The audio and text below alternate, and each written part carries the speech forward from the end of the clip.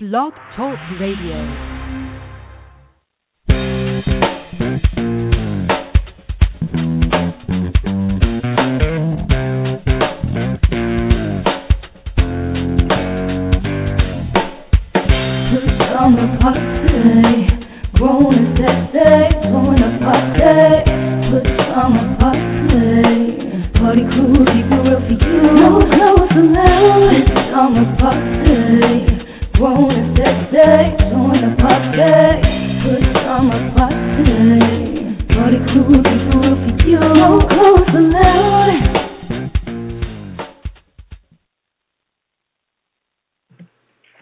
Welcome to a Friday night pajama party.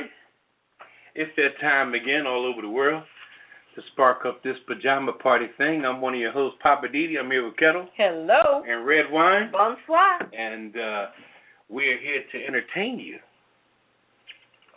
2 hours of information and informity. Ketel, what we got going on tonight? Got a lot going on tonight. Hot topics. We're going to start off with ex-Oklahoma cop Danielle Holdslaw convicted of rape. Yeah, exactly. Liberty University allowed guns in resident hall. Also, Temple faculty condemns Cosby. That should be an interesting story. Hit it and quit it headlines. Daughter of DEA released on drug trafficking. Fiat pays $70 million in fines. Chipotle CEO apologizes for illnesses. Missouri police investigates purchase of 100 cell phones. Also testing of a new 335-mile-per-hour train in Nevada. I guess everybody's trying to get to the casino fast, right? Also, Walmart launches a mobile pay. What's poppin' with Poppa DD? Our weird news, of course. We have man survives ride in trash compactor. Man breaks into restaurant, chugs Tabasco sauce. And here's a crazy one. Goats sing Christmas carols for holiday album. I think I might have to get one of those. What you think? Yeah, order one for me. Okay. I'm just saying with Redwine, tonight I'm going to give you Ketel's Corner. Living for the City with Poppa DD. Where does it start? My Hollywood wrap-up for tonight. Cocktail of the week. Our Kiss It list. And always the last word. Sit back, relax, get your favorite cocktail, because our favorite cocktail is called the Kitten tonight. Yeah. All right. It's tasting pretty good, too. And we'll be right back. Girl, what are you using on your skin? And your hair looks so thick and beautiful. I've got a secret. I know you're going to share it with your girl. Well, just between you and me, I found a new product that makes my skin glow and my hair fabulous, too. It's bull semen. No, bull. Stop playing. For real. Bull semen gives me this glow and keeps my skin nice and soft and feeling good. Where in the world did you get bull semen? From a bull, of course, but only my distributor knows for sure. I can hook you up. Check it out. Bull semen is great for your hair, nails, skin, and everywhere else where it doesn't feel right. Just warm the tube of bull semen. Put on some Barry White music. Massage the tube using slow circular motions. And when the semen comes out of the tube, put some in your hair, on your nails, on your skin, and wherever you want. Before you know it, you'll be glowing. Your hair will be growing, and your friends will want to be knowing. I'm ordering my tube of bull semen today. Order 2. I'm almost out. Bull semen. Do not use internally, or pregnancy could occur. And we're not responsible for that. Order yours today. And that's no bull. Welcome back to the Pajama Party. I'm one of your hosts, Poppa DD. I'm here with Ketel. Hello. And Redwine. Bonsoir. Yeah. Yes, indeed. Mm-hmm. And let's see here. What's hot? What's hot? Yeah, what's hot? I'm going to kick off our first hot topic there. Mm-hmm. What you got, Redwine? Okay, well, what I've got tonight is ex-Oklahoma City cop Daniel Holtzclaw has been convicted of rape. Oh, yeah. Hallelujah to that. Oh, yeah. Now, the story I have was really focusing on a lot of the victims, but one of the women who was assaulted by this ex-officer said that she feared for her life when he pulled her over last year and forced her to perform a sex act on him. In her mind, she kept thinking he was going to shoot her or he was going to kill her, and she kept begging, saying, "Sir, don't make me do this. Please don't make me do this. You're going to shoot me." He told her, "I'm not going to shoot you," but he did make her perform oral sodomy on him, and this was back in June of 2014. She said she was a victim, she was traumatized, she had to go to therapy, and she ended up having a stroke behind this. Now, as it turns out, all of the women, it was 13 in total, that were they call them alleged, but I believe the women, that they were all black women. All of them from the general area in Oklahoma City. All of them were like lower income, had previous run-ins with the law, records, whatever the situation. So he was picking who he was going after. He did it very deliberately. I guess he would stop them, run their information, and then see what was in the system. And then once he saw, oh, okay, I can mess with this one, because they're scared. They've already had a situation with the police or with the law. They didn't want to repeat it. So he would threaten them with that information, and a lot of them would just give in and do whatever it was he wanted them to do. One woman said, Miss Hill, her last name is Hill, she said that he pulled her over in December of 2013, and eventually she was taken to a hospital on the other side of town. Once she was there, she was handcuffed to a bed. He raped her in the hospital room while she was handcuffed to a bed. But nobody came in there to check on her because people made the assumption that she was safe because she was in there supposedly being guarded by an officer. Wow. So nobody came in there to look or check or see what was going on. And she said no nurses, anybody came in there because they used the assumption that, well, you're in there with an officer, so we don't have to worry about you. And, of course, she didn't yell or scream because he threatened her. And the officer was the Daniel. Yeah, Holtzclaw. Mm-hmm. So she's filed a state civil lawsuit against Holtzclaw and Oklahoma City, and she didn't come forward until she heard about the other cases where some of the other women came forward. So the jury deliberated for more than 40 hours before reaching a verdict late yesterday.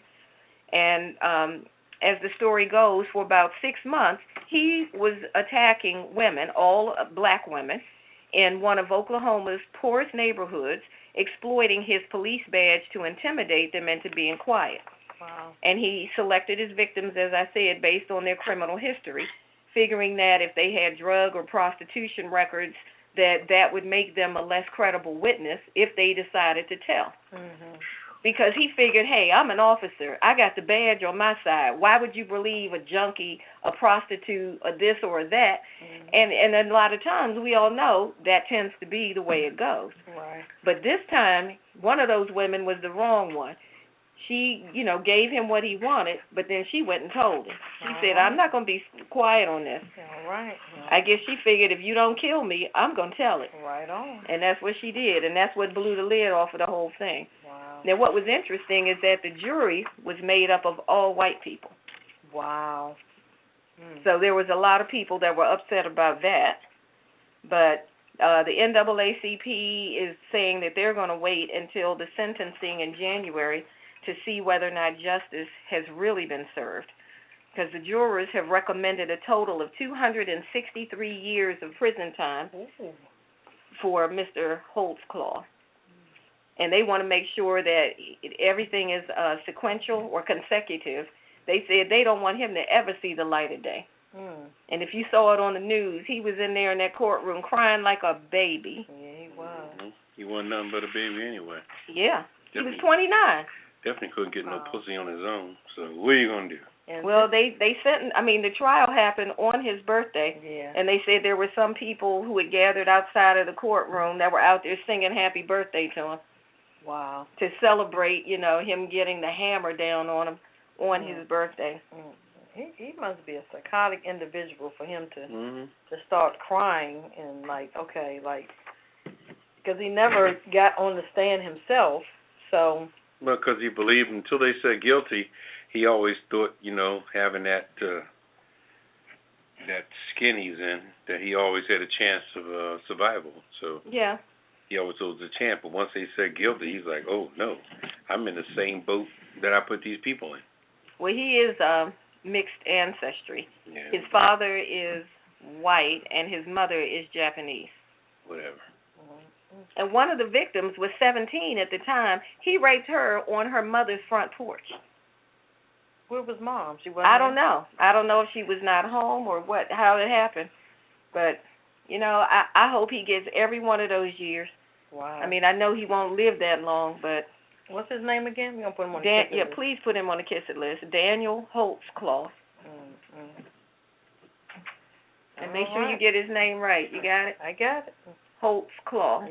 Holtz Claw. I got you. Okay. That's what he is, a claw. Yeah, I'm done with that claw. Wow. Okay. Switching things up a little bit, on Liberty University, they are allowing guns in the resident halls. Liberty University will soon end a rule that prohibits students from bringing firearms into resident halls. The school's president said Wednesday in what he described as a measure to increase campus security. The president is Jerry Falwell, Jr. He made the announcement here to a gathering of several thousand students at the Christian school, drawing heavy applause. On Friday, Falwell had urged eligible students to get training from school authorities to enable them to obtain a permit to carry concealed weapons. So he says, I take very seriously my responsibility to keep you safe in an increasingly dangerous world. He also goes on to say, he said that if more people carry concealed weapons at Liberty, it would help the school deter attacks such as the recent mass shooting in San Bernardino, California, that left 14 people dead and more wounded. So how does he think having students armed with guns is going to deter anything? Well, to me, it's almost like the Wild Wild West. You see somebody standing there with a gun in a holster, and you think I'm gonna come into your territory? I don't think so. What do you think, Papa? That gun thing is just going to reciprocate other things. You can't, because if somebody come in there shooting, you pull out that gun, they're going to shoot you first. Mhm. You better start shooting at them, but if you shoot them before they shoot you, now you could be up on charges for shooting them. So it's a slippery slope, But yeah, I saw that Falwell Jr., I guess, whatever his name is. He was saying, yeah, like I got my gun in my pocket right now. Right. It's something he elaborated on in there, saying that like we are in this auditorium right now. Let somebody come in here right now, because I got my gun on me, and that whole thing goes back to what we were talking about last week with these different gun shows and how the guns really get on the street. That's true. It's revealing itself every day. I guess people think that guns are growing out of black folks' yards or in the backyard or somewhere. They're not. They're coming in just like drugs are coming in and everything else is coming in by people of other persuasions that are doing better than them and selling them down there. Mm-hmm. So, but yeah, he's a nut. He's on the kiss list as well. Yeah, exactly. All right, we'll put him there. It also goes on to say, under Virginia law, residents may obtain a concealed carry permit if they are 21 or older. About 950 people at Liberty now have concealed carry permits. So that's interesting. I just feel like there's too many risks for accidental shooting. People get nervous, paranoid, trigger happy. You walking around with a gun and you see somebody reach or somebody does something sudden and they assume, oh, they're reaching for their gun. So they grab theirs and think, I'm going to shoot them first. They could have been reaching for their phone, reaching for a pack of gum, That's lipstick, whatever. Yeah. Reaching for a wallet, who knows? Yeah. That's true. That's not a good thing. That's how the gentleman died from Earth, Wind, and Fire. So sad. They'd rather die in Myrick than play the horns on the song Reasons. He was just reaching for something. Reaching for a cell phone, and the police thought he was reaching for a gun. Wow. And he was killed like that. Famous when Phil Bailey said, "Ladies and gentlemen, Mr. Don Myrick on horns." Oh, yeah. So beautiful, don't you agree? Oh, Yeah. It's all about love. It's all about love. I remember that. He was killed by the police. Yeah. Sad. Well, he said Farwell, he's getting a lot of support. So, you know, some people are for it, and there's more supporters of for it than against it. So. Yeah, well, you know, the devil gets support too. So. Yeah. I'm not messing with that. Idiot. Papa. I'm not messing with that. You remember Scar in The Lion King? He said, "I'm surrounded by idiots." That's what that is. Right. So what you got over there, Papa? Let's see here. I have Temple University, North Broad Street, Philadelphia, Pennsylvania. I know it well. They took a dark and very urban neighborhood, lit it up with all kind of bright lights on North Broad Street, and made it what they call civilized, just like John Hopkins is doing in Baltimore, Maryland. But in the midst of Temple becoming the strong arm that they are, their biggest supporter and town crier all over the world was Bill Cosby. Always talking about Temple. He wore Temple sweatsuits and Temple hats and Temple drawers, probably. He was all about Temple. But recently, Temple University, the faculty have voted to condemn Bill Cosby over the sex allegations that he faces. They also urging the school to rescind the long-time Temple-supported honorary degree. And he also stepped down as one of their trustees last year. Now, what gets me is that, I don't know, first of all, everybody that Bill Cosby was to allege to have been with was an adult. Okay, these weren't children. Now, these were children would be a whole other story. These are adults. Okay, now these were females that happened to find themselves in his particular confounds, if you will, okay? Because he was a celebrity. I mean, Bill Cosby's celebrity goes back a long time. Yeah. And all these people had an objective. You know, they all wanted to get ahead, whether they were actors or whatever, or they just wanted to hang out or a groupie or whatever. You know, I think if Bill had a little stronger rap, you know, as opposed to using pills, you know, I think the brother was trying to take the easy route out. Maybe he was a man on the move, didn't have a lot of time, so he's trying to knock him out real quick and whatever. But I'm speculating or what have you. But, you know, what kills me is that this man never been to trial, and they're pulling the rug up from underneath him. They're taking his whole career and destroying it. And that is, amongst anything else, that falls under the biggest letter of the law, called "Let he without sin cast the first stone." Okay. Okay? Skeletons, I think every closet in this world comes with skeletons. All right? Mm-hmm. And if you ain't got a skeleton somewhere in your life, or you ain't done something in this world that you're not too happy with, and you wish you can get a do-over. Okay?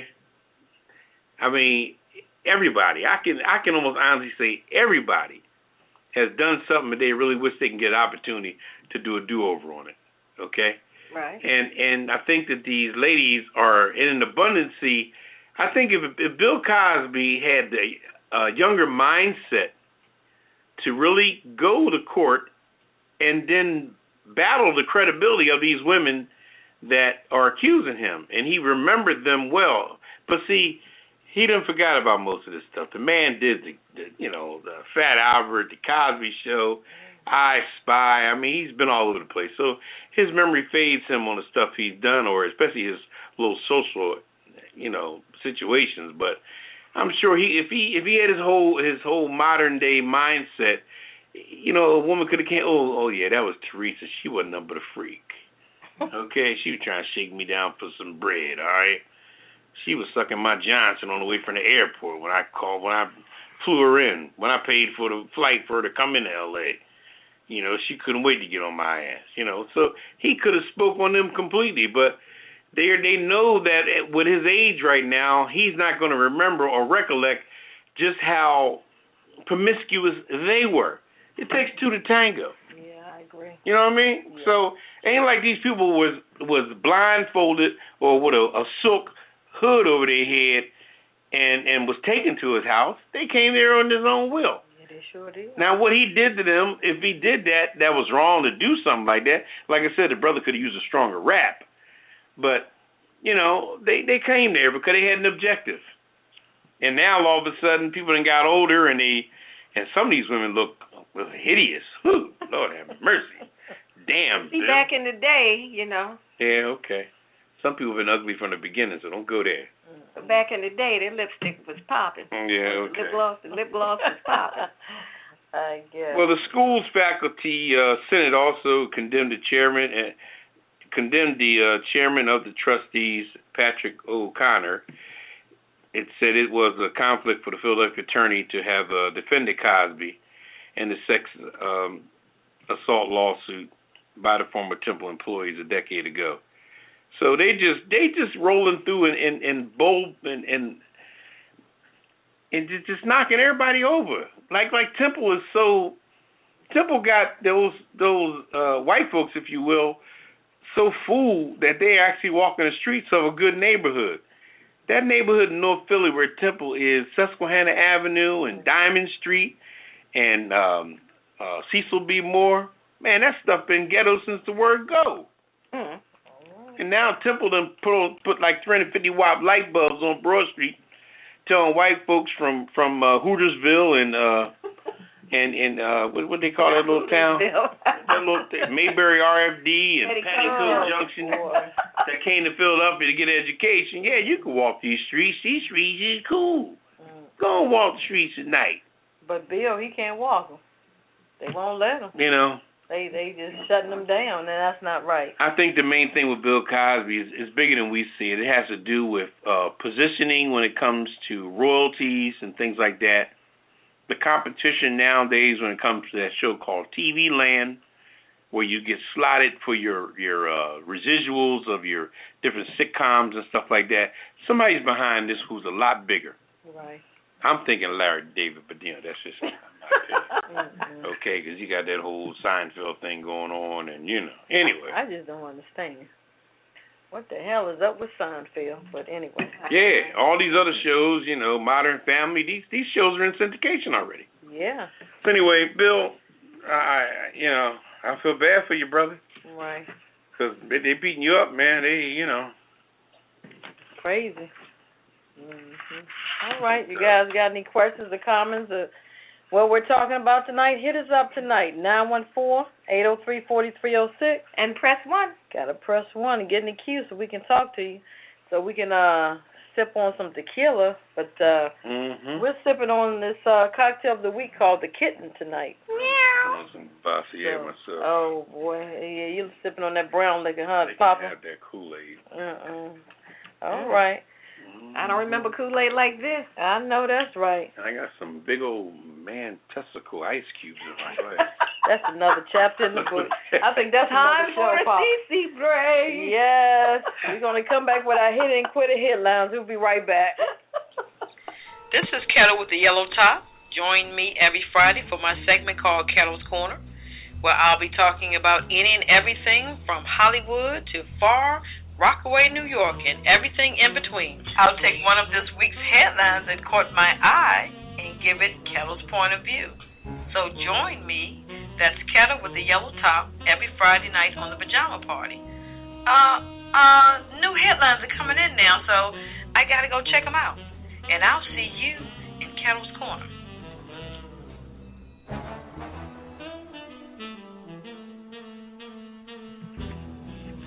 Yeah, welcome back to the Pajama Party. It's a Friday night affair every Friday night. I'm one of the hosts, Poppa DD. I'm here with Ketel. Hello. And Redwine. Meow. And we're here to talk about what's going on. Our number here is 914-803-4306. 06? Yeah. And press 1. Damn, I got it memorized without even looking at it. Man, those big kahunas are too big over here, Papa. I don't know. It is some big AI. Bartender must like you. So what's going on, Ketel? Damn. Okay. Put the drink down. Yeah, you cut off. Step away from the drink. Are you asking yourself what's going on? Ketel's asking what's going on, Ketel. Come on, Redwine. What's okay. What's poppin'? Yeah. What's poppin'? No. Hit it and quit it headlines. That's what we are. I'm going to put this kitten down. Yeah, you need no more kittens for you. Okay, hit it and quit it tonight. Did you all hear about this girl? They call her the adorable drug trafficking daughter. She's the daughter of a DEA chief, released with her white privilege intact. Now, here's the story. Mainstream media has been having a field day with this young woman named Sarah Furray, who is the daughter of the DEA's top man in Beaumont, Texas. After an illustrious career of drug dealing came to an end with the arrest of a lot of contraband, Furray was dubbed the adorable drug kingpin by the press. Her mugshot, you should see her mugshot. The girl is smiling like she was posting this on Facebook or something. Wow. And it says she wasn't just grinning. The little spoiled brat's mugshot is a young, foolish girl who knows that she is not going to face consequences for her actions. Now, her father is usually very tough on drugs, but she already knew her privilege was going to get her out of all the trouble she should have been in, as far as bail and all of that kind of stuff. It says that her bail was set and paid almost immediately after her arrest, freeing her from custody in time for morning coffee. Now, that's some privilege for you. It sure is. Now, check out what she had. She had 31.5 grams of coke that was packaged for sale, 126 grams of some chronic marijuana. Chronic? Chronic marijuana. Go, girl. 29 ecstasy tablets. Some methamphetamine, 60 doses of a drug similar to LSD. Now, she had all that crap, but basically she just kind of smiled and danced right on out of there. So what does her father release? How's her father releasing her? Because of his position. Yeah. And I guess everybody, when they picked her up, and I guess when they realized who she was, they just all kind of said, all right, get out of here. Cut her loose. And they cut her loose. Daddy didn't come down. He had to come down. And they said her father is known as a stickler, when it comes to drugs. He was tough on drugs, pushed for harsh sentences and all that kind of stuff for everybody else, but not for his daughter. I heard that. When it came down to his daughter, he was like, the people who arrested her and all, I guess when they said her last name was Furray, they said, oh, no, get her out of here quick. No, that's get her in, get her out. I wonder how they get her picture. Somebody snuck that in. It was her mugshot. That's what I'm saying. Somebody snuck that in. Got that on the news somehow. Yeah, well, they processed her because the media knew all about it. So her father is the DEA. He was one of the top men in the DEA. He was a chief. And his daughter was peddling drugs. Pushing drugs like a mother. Like a monkey. And she got away with it. Wow. She got away with it. Got away with murder. And the whole point of the article was talking about white privilege.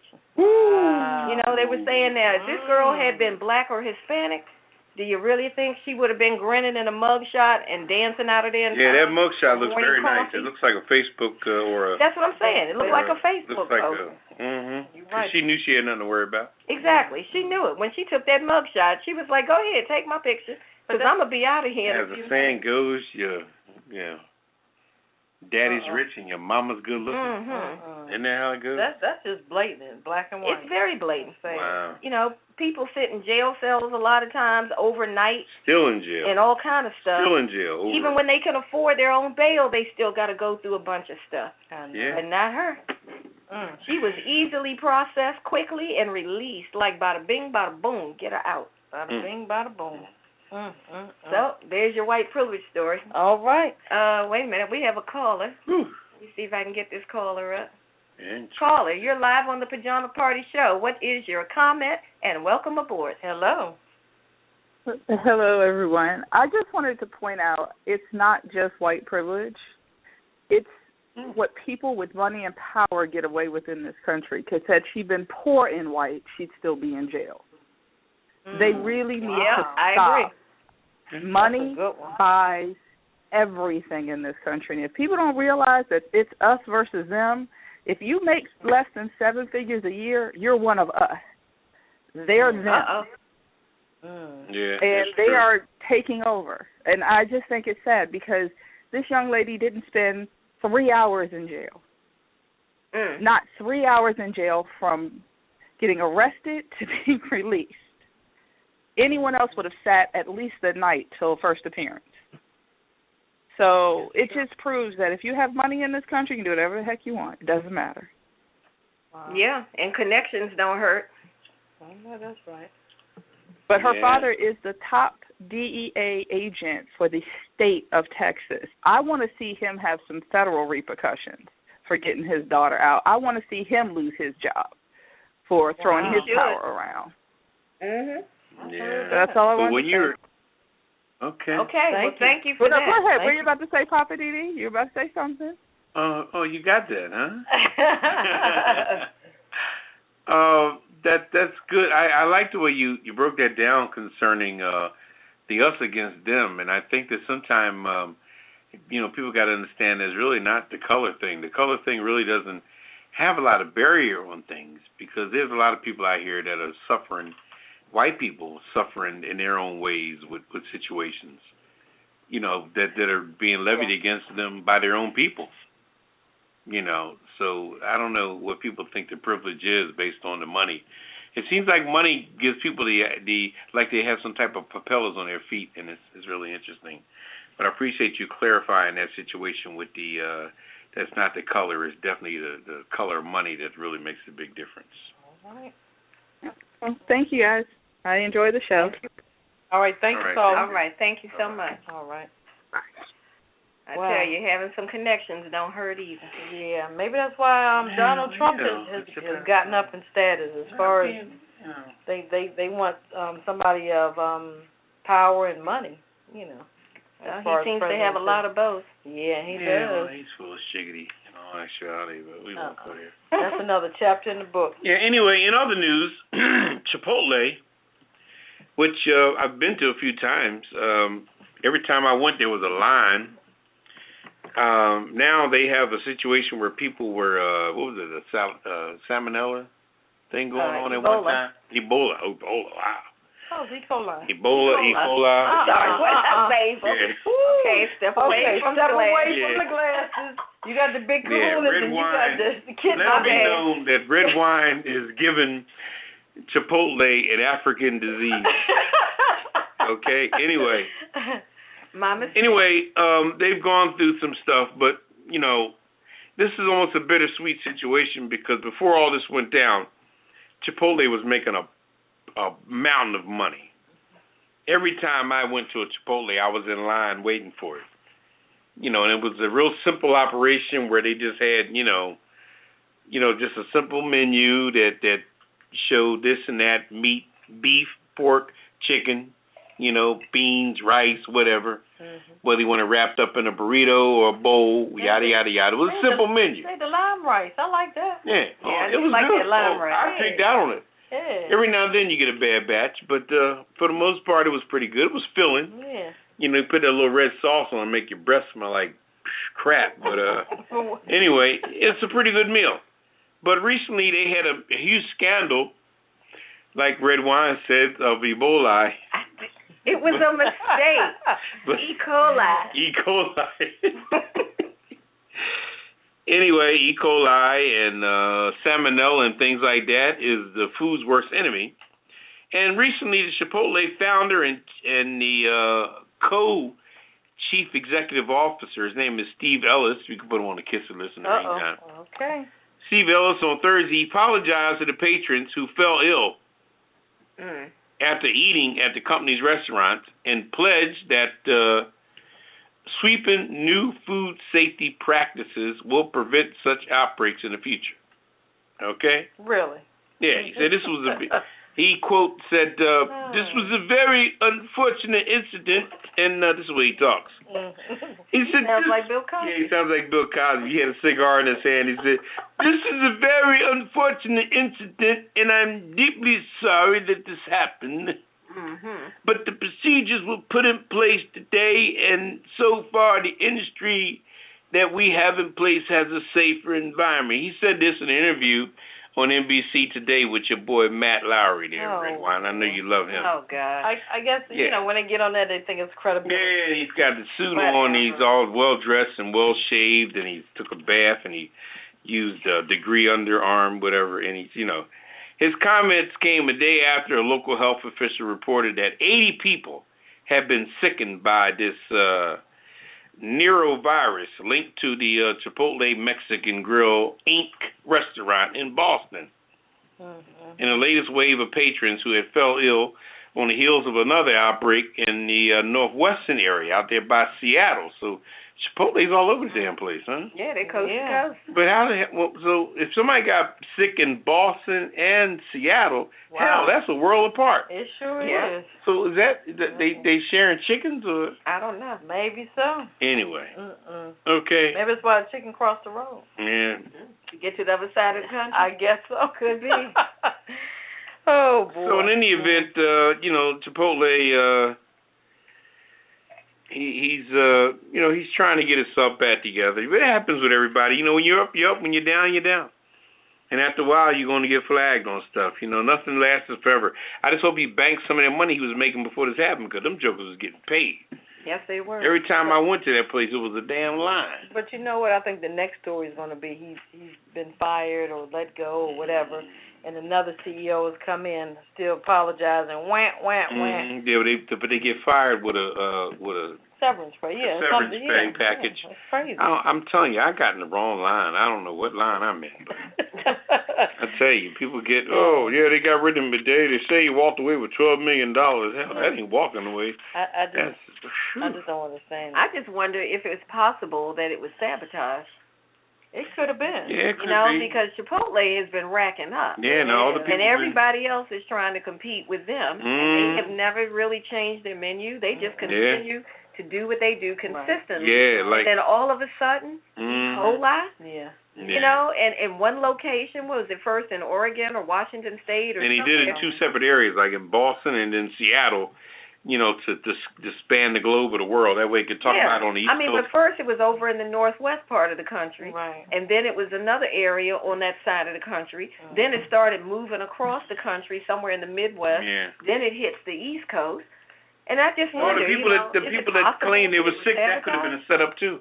Yeah. That could have been set up. They all could have put that plan together one day and just went out that morning and just executed their plan. Hey, it wouldn't be a first time. You never know. But they say McDonald's owns Chipotle. Do they really? That's what they say. I know it's not a franchise, but I don't know who owns it. That's what I've heard, so I don't know. Okay. All right. So what you got over there, Ketel? All righty. Fiat is paying out $70 million in fines, auto safety fines. Oh, no. Here we go. Another auto company again. Fiat, that little car? Yeah. They agreed to pay $70 million in fines to resolve a U.S. investigation that it failed to disclose vehicle crash, death, and injury reports. Isn't that crazy? Fiat Chrysler in September acknowledged it had failed to disclose an unspecified number of reports that are required to be submitted to regulators under a 2000 law. It says in July, the automaker reached a separate $105 million settlement with the NHTSA over its handling of nearly 24 recalls covering 11 million vehicles. Wow. Major auto companies are required to electronically submit massive amounts of data involving vehicle crashes, deaths, lawsuits, warranty claims, and other information. But they claim they had some problems doing that. Fiat Chrysler is required to conduct sweeping training and safety reforms and must hold regular meetings with the NHTSA. It says in January, Honda Motor Company agreed to pay $70 million in fines for failing to disclose more than 1,700 reports of deaths, injuries, and other information. So they're not the only companies that are doing that. Isn't this is different from what happened with who's the other one that got busted for that? VW. Volkswagen. Yeah, Volkswagen. They lying about their emissions. Right, they were talking about the emissions. Falsifying the results from the emissions test. And now they're trying to come back strong with they're advertising on the NFL and put them on the kisser list. VW, Volkswagen, and Fiat. Fiat, VW, Mustang, Cadillac, everybody. Wait a minute, what did Mustang do? Wait a minute. Ford didn't do anything. I think it's just VW and Ford had a Fiat recall. and Honda. Oh yeah, that's Ford had a true. recall on their airbags or something. Oh, did they? They Yeah, they sure did. did. Okay, all right. We're gonna put them all in there. That's rough. But it's ridiculous how it seems like they want to make. They have made billions of dollars, so $70 million is just a drop in the bucket. And Cadillac, Yeah. you put Cadillac on there too. Oh, Cadillac. Okay, Cadillac for changing their back seat. The back seat of a Cadillac used to be like a couch in the living room. Now, What you know about the back seat of a Cadillac? I'm just I saying, ain't messing you used to with be able to that. conceive a child in the back of a Oh, Cadillac. my. Now that back seat's so tight you can't even masturbate back there. Oh my With a goodness. car is so I'm just small. saying. I'm just saying. This car is too small, isn't it? No, they got big cars with the back seat. No, not Cadillac. You seen latest Cadillac lately?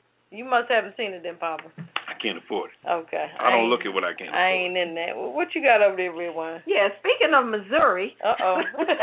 Show me state. Yeah, the show me state. Uh-huh. Missouri police are investigating a situation where at least 100 cell phones were purchased at 3 different Walmarts during the past week.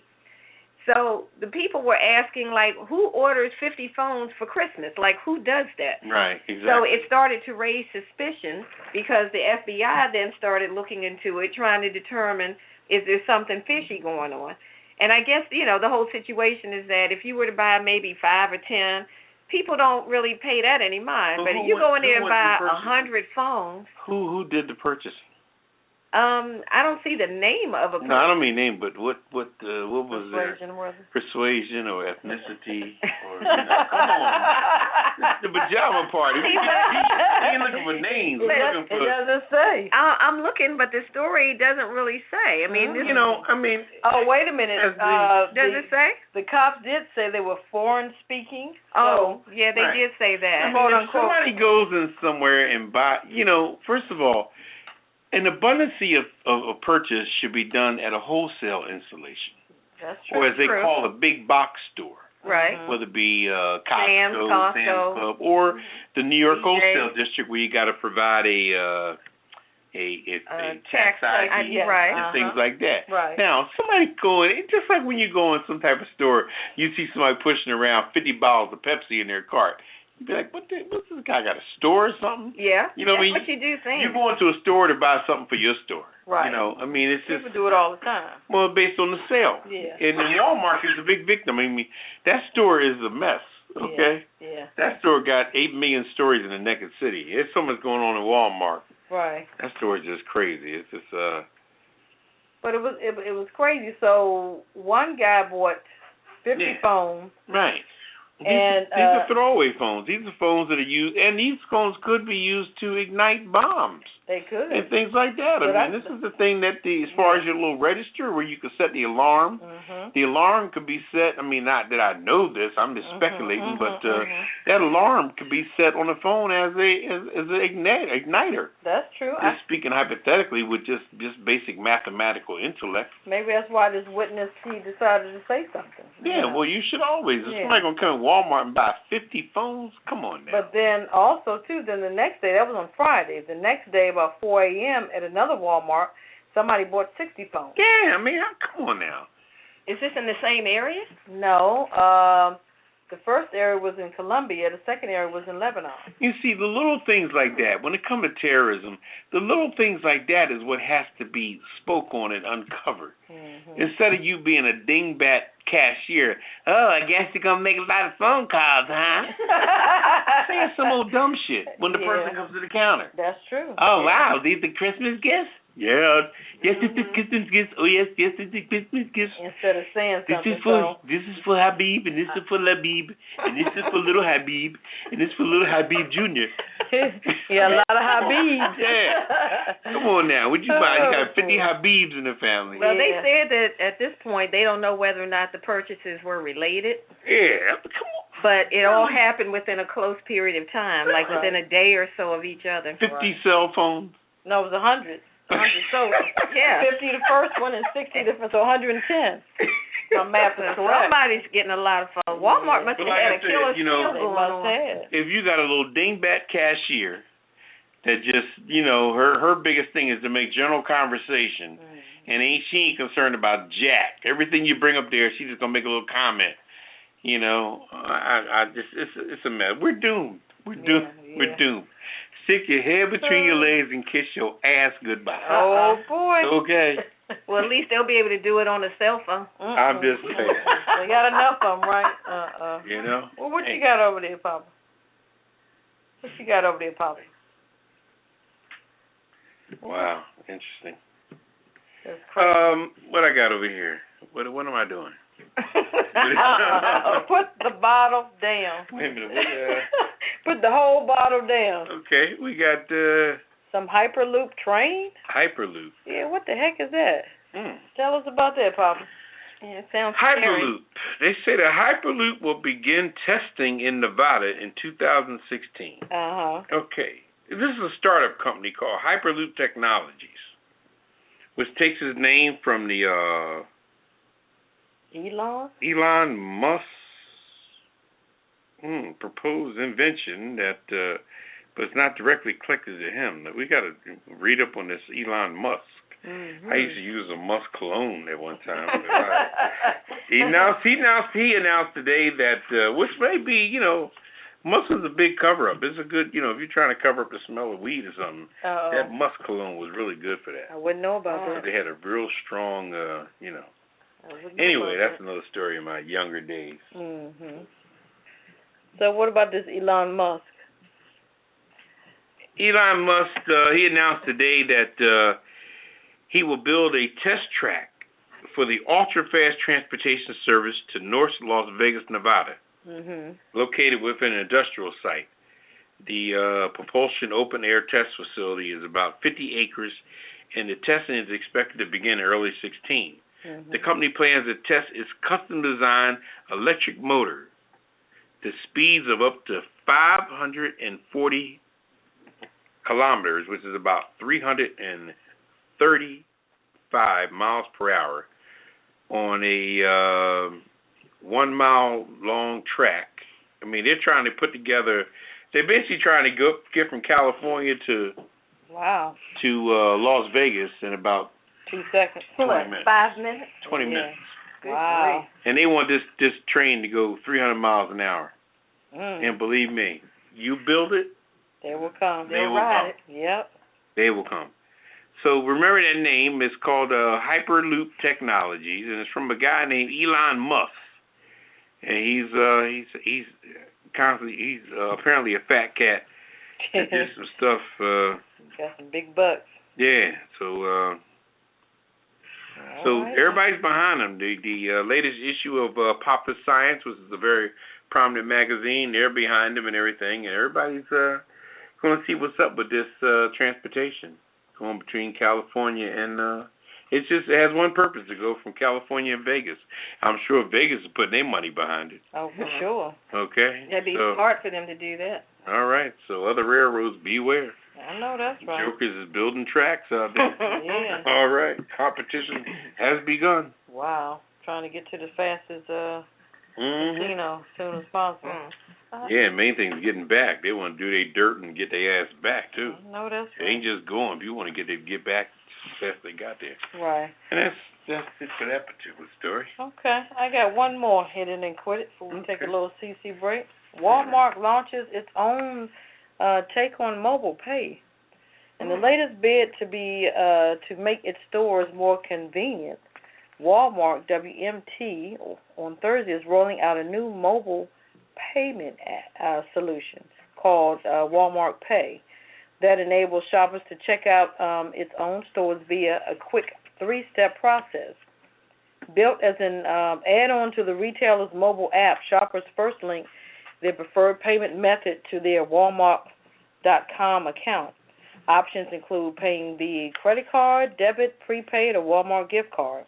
When customers arrive at the register, a QR code will pop up at the payment terminal. From there, shoppers open the Walmart app, enable their smartphone camera via the Walmart Pay option, and scan the unique QR code that will trigger the retailer's app to process the payment. The CEO, Neil Ash, he says, we're really working hard to create a seamless shopping experience. So it's just similar to the Apple Pay and Google Pay. So I guess they're trying to, So Walmart's doing their own, huh? Yep. Okay.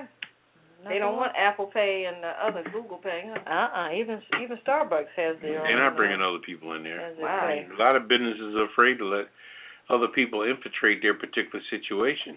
You know what I mean? Because once you infiltrate it, they go in the back and they put their server and everything else on your property and everything else, That is true. So you got to figure, hell, do I want these people to put their server in the basement of my building? Okay.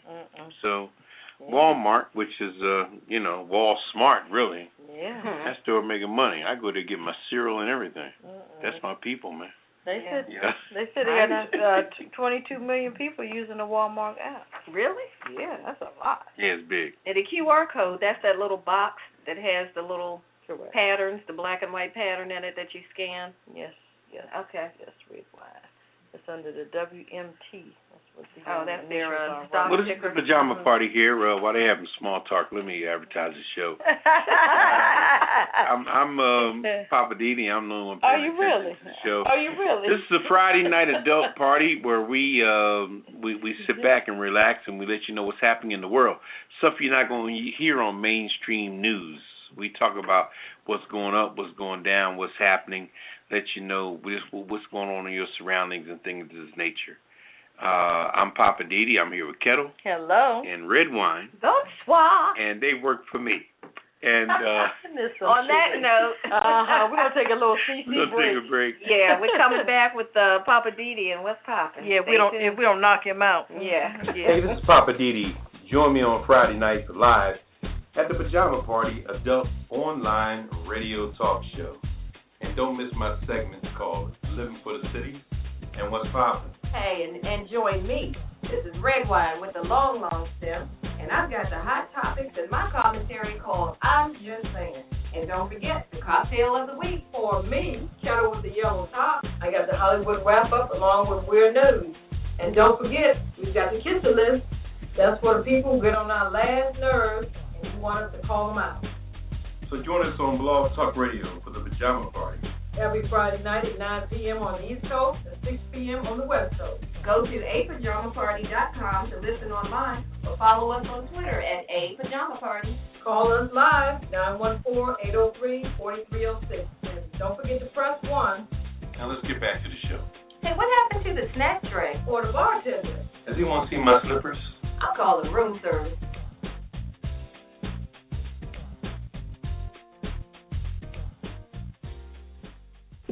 Welcome back to the Pajama Party. It's a every Friday night. What? Nothing. Redwine is like the English teacher here. She comments on our. She got the ruler out. Our dialogue, our talk, our everything. Anyway. I said nothing. Yeah, she's the great facilitator. Anyway. Can I not laugh and be happy? The Pajama Party is a Friday night talk show where we sit here in pajamas, and like we say, when you wear pajamas, please don't wear drawers underneath pajamas, okay? That's not allowed. We got rules, but that's not one of them, okay? That's just nasty. All right. Anyway, we're here every Friday night, and we inform you of stuff that you won't hear in regular media, regular news media, or regular news period. Because we give it to you straight, no chaser. Straight, no chaser. That's right. We don't mix that brown with anything. Anyway, in my segment of What's Poppin'? What's Poppin'? Oh, excuse me. Wait a minute. You here by yourself? I'm Poppa DD. I'm here with Ketel. Well, hello. And Redwine. Bonsoir. What's Excuse me. Excuse me. All right. Okay, I'm going to do something which is one of my segments called What's Poppin'? Go for it. Come on, Papa. Let's talk about the NFL for a minute. And when I say the NFL, I'm not talking sports. It's just drama. Believe me, the NFL has changed dramatically. It got nothing to do with men no more. This is an international thing. Ladies is more. I know some guys ain't in the NFL like that. Okay? Now, LaShawn McCoy was a running back for the Eagles, okay? And they shipped his ass off, this guy named Chip Kelly. They shipped him off to Buffalo. Now, how would you feel if somebody sends you to Buffalo? Too damn cold. Now, you know how not too happy. it snows up there, right? Yeah. Your wife could sell coochie in Buffalo, okay? That's how dismal it gets up there in Buffalo. Anyway, they sent him off to Buffalo. They sent a guy named Macklin out to Kansas City. They got rid of the other brother to the Washington Redskins. Are you guys listening to me? Or? Yeah. Come on. Yeah, Pop. They sent him to the Washington team. I'm talking to Ketel and Redwine. And it's cold as hell. They got something else pulled up for you. All right, they pull up some type of. Anyway, y'all with me? Yes. Okay. We're looking at a calendar, but we'll put that What's away. the young brother for the Redskins that y'all acquired from the Eagles? What's his name? Sean somebody? I don't know. Anyway. I don't know. Anyway, getting back to the story. Now, this weekend, the Philadelphia Eagles with Chip Kelly plays the Buffalo Bills with the guy they got rid of named LaShawn McCoy. Now, Chip Kelly says, I want to shake your hand before we play Sunday because, I realized I probably made a mistake on getting rid of you because they acquired a gentleman from Dallas called Mr. Murray, DeMarco Murray, and he's not panning out. Well, no, I'll take that back. He's panning out, but they don't know how to use him. So, therefore, he's not being as productive as the guy they got rid of. Okay, they were trying to pick up this guy from Dallas, so they got rid of a bunch of people to pick him up, and he's not as productive as McCoy is on the team they got rid of the guy, if that makes any sense. But anyway, that's the football story. But now the story behind that is like McCoy said, look, man, I ain't shaking your hand. You ain't nothing but the devil. I mean, when you uproot somebody all of a sudden out of nowhere and send them from Philadelphia to Buffalo, they don't care about your family, your situation, your circumstance, what you got going on, what's happening with you, what you have invested in the Philadelphia area. Just shipped his ass to Buffalo. Wow. And now he want to make an amends and atonement. Well, how is it that the same person that fucked up your life wants to come back and redeem something? You don't have that particular right. When you gave me your ass to kiss, you can't give me your ass to lick. I mean, no, you know what I'm saying? Let me put it to you. And when I talk like that, I'm not trying to talk vulgar. But this is an adult night show, okay? And that's what we do. Believe me, I'm a very intellectual man. But sometimes I talk like I do just to make my story sound better. So it's not like we are stuck in that particular mode, okay? But what I'm saying is that when you tell somebody to kiss your natural ass, and then you come back and try to make amends with somebody after you done shipped them to Buffalo. How much snow does Buffalo get in the wintertime? Too much. 14, 15 inches? All right? And if somebody, I remember the movie Stripes with Bill Murray back in the day. Remember when they sent that guy to Quebec, Iceland at the end? Remember everybody did something, they sent him to, it's the same scenario. And McCoy, anytime you go to another environment, this has nothing to do with football, but whenever, let's say you was working for AT&T, the telephone, residential telephone aspect of it, and all of a sudden your boss is sending you to Arizona. Out of nowhere, you're the chief, whatever, in Maryland or D.C., and they send you to Arizona to straighten that out. Right. You're like, Arizona? Well, yeah, they're having problems in Arizona, Lucy, and we want you to go down there to Arizona to straighten it out. Lucy saying, what the fuck you mean Arizona? What am I going to do in Arizona? I'm from Maryland. I don't know nothing about no Arizona. You got sweat to death. Yeah, you get out to Arizona, it's 120 degrees, and you got all kind of things out there. You got lizards and whatever. Yeah. Now, all of a sudden, you straighten out the place there, and they want you now to come back and straighten out Maryland and say, well, look, I done got comfortable in Arizona now. What you want me to come back to Maryland? Hell no. I'm out here in Maryland living a dream. I got a big old house for, so, I mean, I'm making jokes on this, but the whole situation this weekend is the fact that Philadelphia plays Buffalo, and the running back for Buffalo now, whose name is LaShawn McCoy, is playing against his old team. And I hope that McCoy comes in there and has a fantastic game. And I'm an Eagles fan, but I really hope they get their ass kicked for the rest of the season because I want Chip Kelly to get fired personally. Oh, he's that bad of a coach? Well, he got rid of good people who all coincidentally happen to be black. Okay. Put him on the kisser list. Yeah, put him on the kisser list. Chip Kelly. And he picked up two people. He picked up these two quarterbacks. One of them named Sanchez, who was a failure with the Jets. So I don't know what he thought he was going to rebirth him. But like I said, this isn't about football. This is about human culture and human behavior. So when I say NFL, don't get it twisted. Life ain't about sports. It's about the story inside the sports. But that's what I got to say tonight on What's Poppin'. All right. The crowd likes that one. We ain't dropping no mics tonight. We're trying to hold on to the last few we have. Anyway, this is a Friday night show. Every Friday night, there's three hosts here. One who's the boss, two are the employees who work for me, Ketel and Redwine. There you go. And, we put together things and try to keep you informed. We put a little laughter and joke and comedy in it, but deep down inside, we're talking about very serious things that goes on and that are happening that you should be aware of, and things that you may want to, be aware of. Like they say, listen with the third ear and see with the third eye, so you see what's going on. That's interesting you say that, Papa. We can get into the weird news. Huh? Weird news. We're gonna lighten it up a little bit. Yeah, next segment is weird news, and she got over there, Redwine. Oh, I'm up first tonight. Yeah. Okay, well, what I have is a man miraculously survives a ride in a trash compactor. If you can believe that one. And this is true. Police say a homeless man was sleeping inside of a garbage bin in Fremont, California. He survived 2 compaction cycles after the bin was emptied into the trash truck. Now, the compaction cycle is when that thing comes down and crushes everything that's inside the truck. He survived 2 of those while he was sleeping inside of that thing. Jeez. They said that this man, 44-year-old man, was sleeping inside of the bin behind a restaurant when a trash truck came and collected it and used the compactor. Now, the truck then traveled to a fast food restaurant, collected another bunch of trash, and then that was the second time it smashed it with the compactor. The man then crawled out through an opening in the roof the next time that the truck stopped at another store. So, those guys were blown. Here they've made 2 stops, smashed that stuff up twice, and then they're on the 3rd stop. Here comes somebody crawling up out of a hole. I know they must have been like, what in the world? They probably jumped out their skin. Well, they said the man suffers from mental health issues, so they took him to a hospital to check him out. But the man was okay.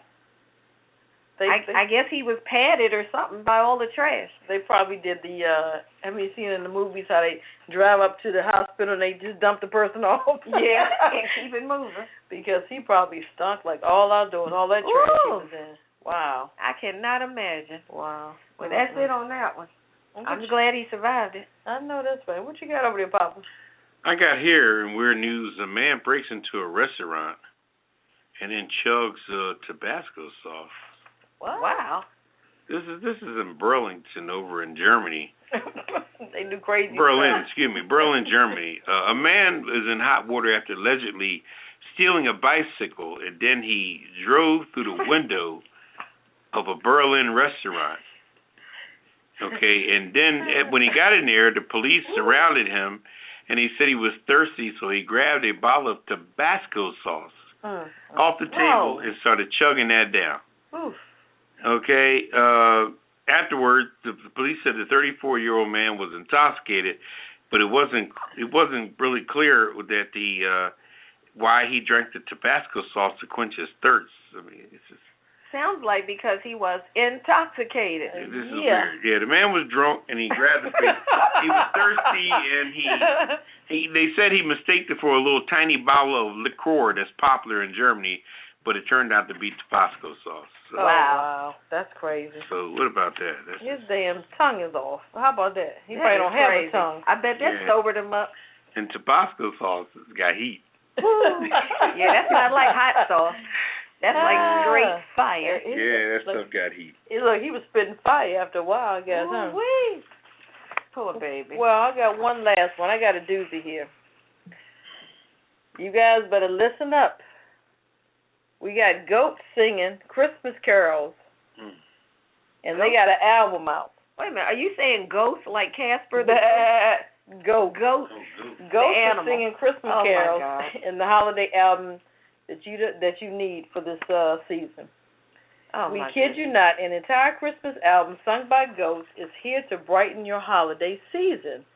Created by the Swedish branch of Action Aid, a charitable organization dedicated to fighting global poverty. All I Want for Christmas is a Goat features 8 holiday classics. That's the name of the album? That's the name of the album. Wow. Including Oh Holy Night, Oh Come Ye Faithful, and Cheerfully We Wish You a Merry Christmas. All sung by goats. All sung by goats. Action Aid Sweden said it decided to create the musical collection, which it referred to as the year's most important Christmas album, to highlight the positive impact that goats can have on communities living in poverty. On its website, the organization explains how goats can survive in climates too dry to grow crops, provide milk and wool, and help struggling families in some parts of the world attain self-sufficiency. So they thought they would abuse them by forcing them to sing Christmas carols. I guess so. Okay, just checking. It says learn more about Action Aid's goat breeding program here. Listen to the entire pleading album on Spotify. It's on Spotify? It's okay. on Spotify. I'm done. Goat singing Christmas carols. What you think about that, Papa? You know, I used to live down the street from a, singing goats? First of all. Okay. You know, when I talk, I'm saying the stone cold truth. Alrighty. Yep. See, don't pay Ketel or Redwine any mind, okay? When I talk, I'm speaking of stone cold truth. Okay. I used to live down the street from a goat slaughterhouse. Okay. It's crazy, okay? Okay. In the middle of the block, there was this big factory-type place that they used to bring these big trucks of goats in there, and they would take the goats from the truck into this house, and whatever they did in there to the goats, they didn't come back out. Right. So apparently Maybe they would slaughter them. But every now and then a goat would escape and run down the city street. And the one thing about a male goat, if you've seen goats before, if you look at a goat from the back, his testicles is on the outside of his body. Like a dog, for example, his testicles may be underneath his legs, on the inside of his legs, but a goat's testicles are out on the back. Okay. So as he's running, his testicles are clinging. Okay. It's crazy. It's crazy. Oh, no, I don't want to see that. I don't want either. So I'm just saying. You said that to say what, Papa? What I was just giving. Hold on. I was just giving. Is this something we should know? He's a goat fat. I was playing on your story concerning goats. I wasn't like I have a goat testicle fixation or anything like that. Well, that's good to know. Y'all boxed me in the corner. That's good to know. But as a male goat runs, his testicles are in the back of his body, and they're outward. They're not like a dog, like underneath his legs in the middle of his body. They're out. They're on the back of his body. I see. You see. Yeah, you will see. Wow. Anyway, that's just that's education. I mean, yeah. See. Well, if you all want to see what a goat looks like from the back, you can go to a farm and chase one, and then you'll see that. Or you can give us a call, 914-803-4306. Y'all minds are in the gutter. Well, what can I say? It's a long way up from the gutter. I know that. Takes too much effort. Well, we're going to take a little, CC break? We need to replenish our drink. Bartender? Yes. We need some more big ice. Okay. For Papa. And we're going to refill our drinks, and we're going to come right back. Okay. All right. Bonsoir. This is Redwine, or as they say in Paris, Je suis vin rouge.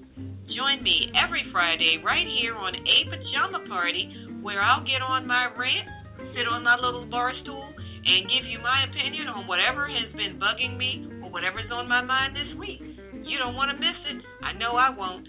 So be here with me every Friday, Redwine, on the Pajama Party Show. Visit us on www.apajamaparty.com and check us out. We'll see you there.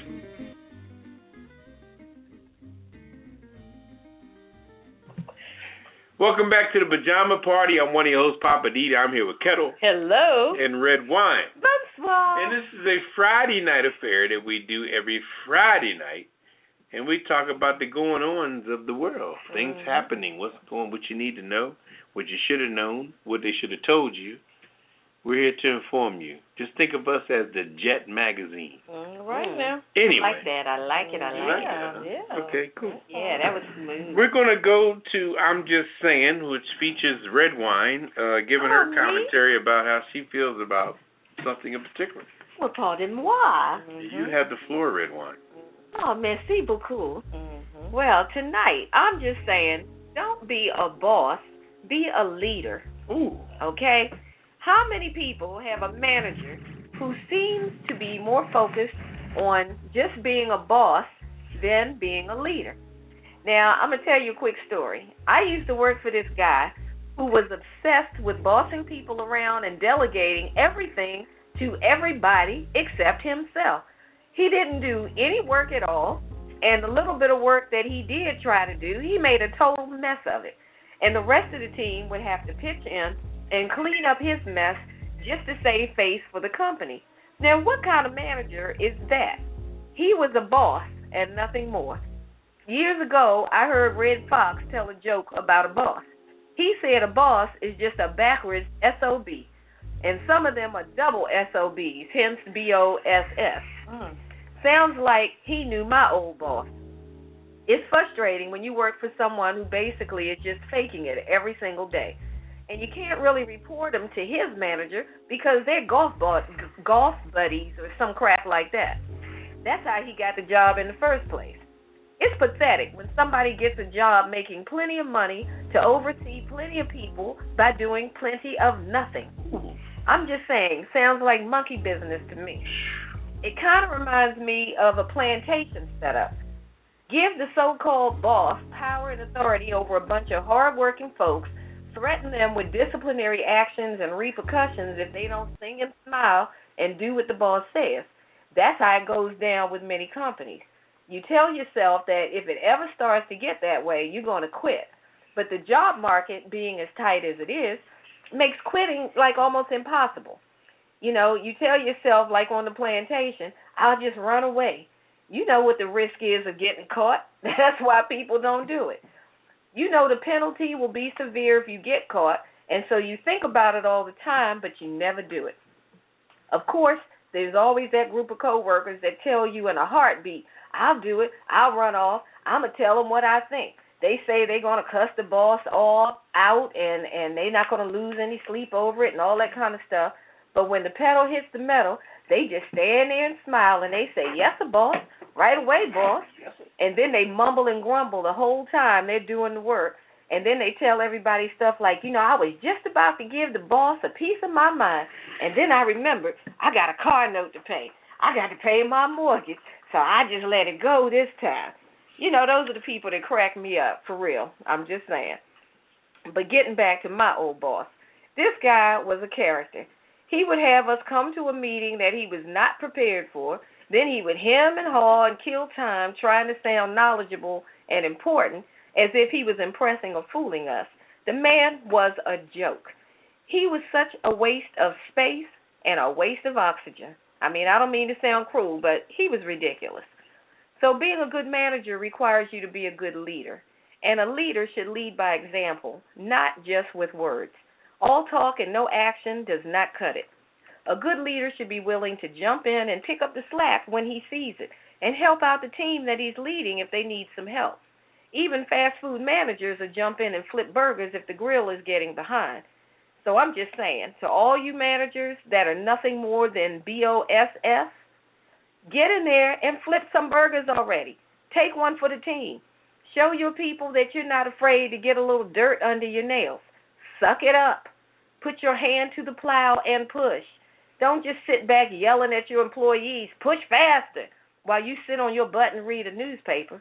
Get off of your backside and do something more than just being a boss. unless you want to be a double SOB. This is Redwine, and I'm just saying. Ooh-wee.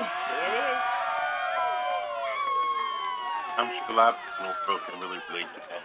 I know that's right. I mean, because the whole boss situation today is really brutal. I mean, there's so many people in that's been positioned in positions so wrong. You know, I mean, it's horrible. It's ridiculous. I think that everybody can relate to it, you know, because the one thing, you know, just elaborating on what you were saying, Redwine, the one thing we have to have is a good upbringing. We have to have compassion for people and learn to be nice and to do others as you would have them do unto you. And some people were raised by wolves, and they're running things, you know. And the fact that that black people are lazy, which is another stigma in the good book of stigmas. Right. The stigma book is about as big as the book War and Peace. Yeah. The stigmas that have been imposed on people, period. You know, not just black people, but just people in general, women and everybody else that people feel can't deliver. You know, it's like, you know, people are like, that are put in place today, the fix is already in. Yeah. And you look up, and like you said in your piece, Redwine, their boss is connected with them. Exactly. And everybody is walking and talking alike, and everybody's got the same old MO. And it's so sad that you're really dealing with this in the name of making a living. But you really want to deep down inside say, you know what, fuck this. Yeah. This is bullshit. And okay? that's what happens every time they do or say something stupid. And then you realize, I got to pay this mortgage. I can't just walk out. Because, you know, I can't just tell them what I want to say. In most so you cases, suck it up and deal with it. If you was raised as a decent person, you're rolling off your mother's love in some respects. You know what I mean? You're rolling off the upbringing that you were brought into. Right. As the saying goes, if you don't have enough for everybody, don't bring nothing for nobody. There you go. But there's people that'll bring stuff in the office and give something to one person. Right. And the other three people saying, well, damn, you went to McDonald's, why you didn't bring me a fish sandwich? Oh, but this is my buddy over here. Well, fuck you and your buddy. Okay? Because I helped you through that situation last week when your ass was up against the wall. That's Least right. you can give me is a fucking fish sandwich, you sorry piece of whatever. Okay. You know what I mean? Like I say, I use a swear word just to make my story sound better. It doesn't necessarily mean that I curse. Don't get me wrong. I got you. You know what I mean? But Redwine, that was a very good story. Well, thank you. You really, that's you're just, good. You're good. I keep hearing people dealing with this situation, and I say, yeah, it's going all over the world. The people, everybody's dealing with it because the people that are put in place, they're just, you know, they're mongers. They're mongers of things. They have not learned the whole aspect of leadership. All they learned is to oversee. So who's really lazy? The term that black folks are lazy. You know who's lazy? The BOSS. That's who's lazy. That's double SOB. I've learned in my, I'm not going to say the name of the establishment I used to work at, but I've learned early. They're workers and they're walkers. Okay. People that walk around do totally nothing. They do nothing. And they have offices where they can go and close the door. If they had a rough night, they can put their feet up and they can sleep for 5-6 hours. And they come out and they ask you what you been doing. I ain't been doing what you doing because you in your office sleeping. Or whatever you've been doing. Or they delegate things to you, 10 things for you to do. And like you said, they go in their office and don't do nothing. And then you get it done and they wonder, well, what else you want me to do? Well, what about the stuff I told you to do? I'm done. And they wonder how you picked up all this efficiency and you're just a peon. Exactly. How'd you get so efficient when you ain't got a pot to piss in or one to throw out of? Well, because I was efficient before I came to this friggin' job. Right. Been there, done that, got How a about t-shirt. Hello. Okay. So anyway, this is the Pajama Party. I'm one of your hosts, Poppa DD. I got Ketel Hello. and Redwine, Bam. who are my employees. They work for me. Here we go. He's delusional. Okay.